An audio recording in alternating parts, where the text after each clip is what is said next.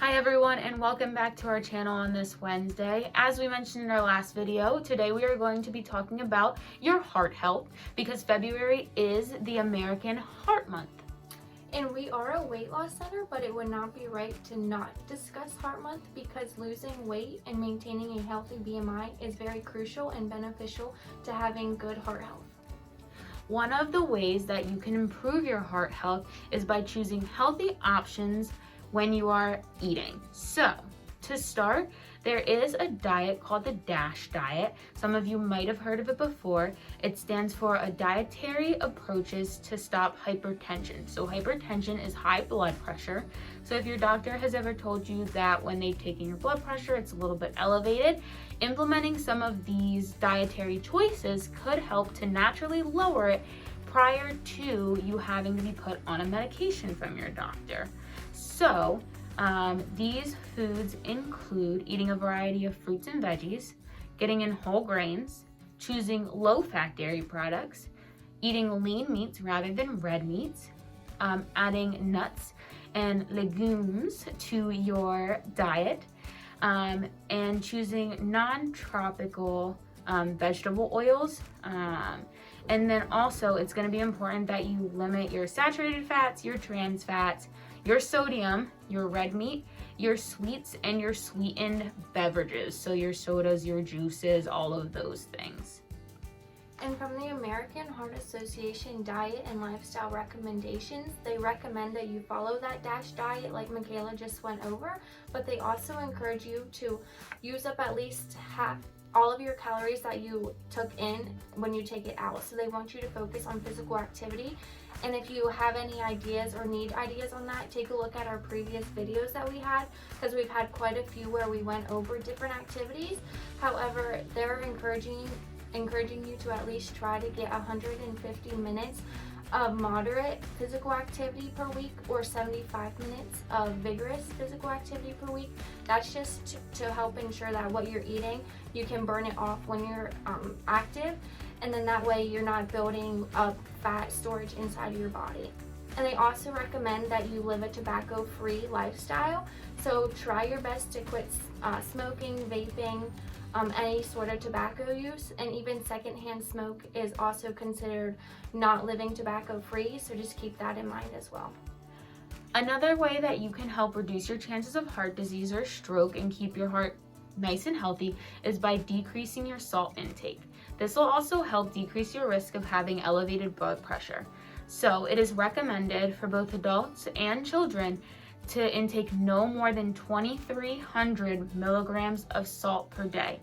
A way to kind of make sure that you're watching this is if you use any of the apps to help track your food, if you want to keep track of it in there, or just make sure that you're reading over the backs of the food labels because they will have a sodium content in there.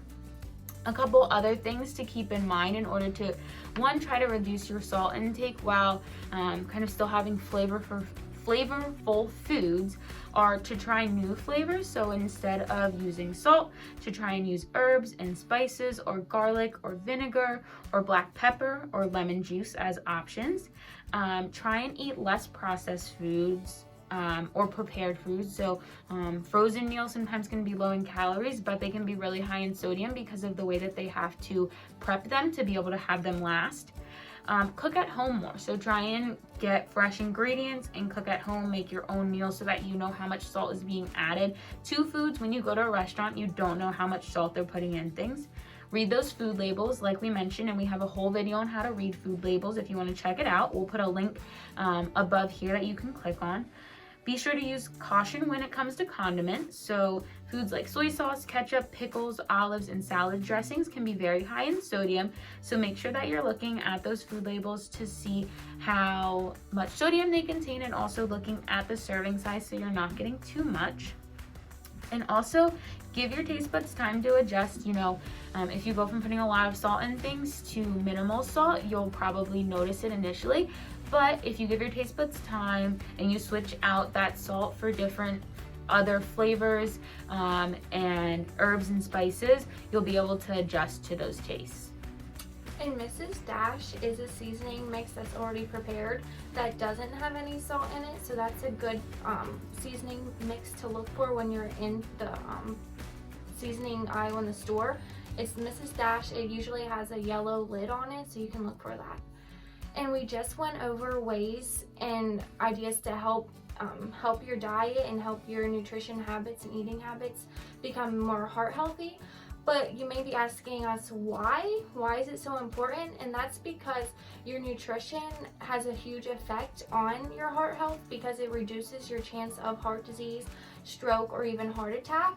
And it does that because by eliminating that saturated fat that you're consuming, you're no longer going to be clogging your arteries. When you clog the arteries with that processed sodium and the processed fat, you're going to have blockage, and that's where your cholesterol comes from, and the bad cholesterol and everything like that, and that's what's hard on your heart. So when you eliminate and get rid of all of those bad things in your diet, your arteries can flow more reasonably, and you're going to have a better flow of blood and oxygen to your heart, which will improve your heart health altogether. We hope that you enjoyed all of these little tidbits to help keep your heart healthy, and be sure to like and subscribe to the channel so that you can get some more tidbits on your nutrition and your activity. And next week we'll be going over ways to help control your portion sizes. All right, so tune in next week and we'll see you then.